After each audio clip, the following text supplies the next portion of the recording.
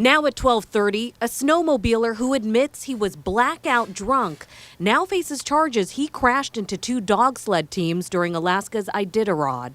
I hope they can forgive me. I didn't mean it. But for one musher whose dog was killed, forgiveness won't come easily. It was horrible. A couple of seconds that will last for a long time. Authorities say the snowmobile was going up to 100 miles an hour when it slammed into the dogs. But Andrew Demoski insists it wasn't intentional. Reporter Nikki Carvajal talked with him and with the four-time Iditarod champion who lost so much in this year's race. Any musher who's run Iditarod has a story from the trail they love to tell. Look at that belly.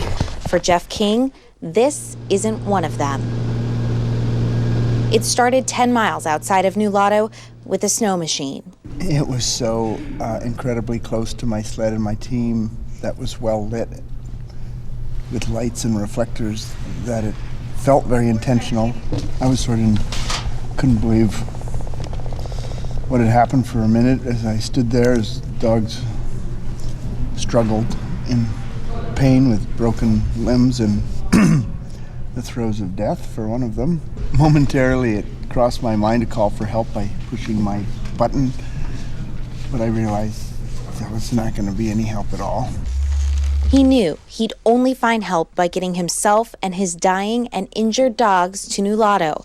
What he didn't know is that he wasn't the only musher dealing with what seemed to be intentional attacks. Allie basically said she was attacked by a snow machiner out on the river and that he tried to run her down on at least 4 occasions.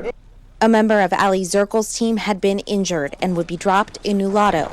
King had 2 injured dogs, and one, 3-year-old Nash, was dead. He had something else, too, a piece of the snow machine that had hit the dogs on both his and Zirkel's teams. Oh yeah, it was on top of his sled when he came in.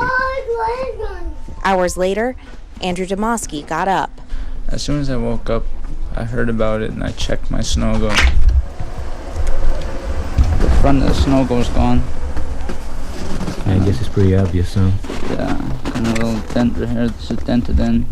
And I called the VPO right off the bat and I told him it was me.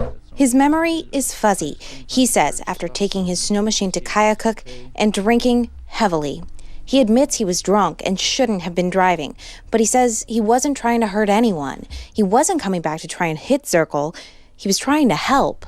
I turned around because I was concerned and I just had so much adrenaline and it may seem like I was driving erratically, but it's just, my blood was pumped and I felt really bad. But Demoski didn't stop and help. He kept going. He says he was too scared.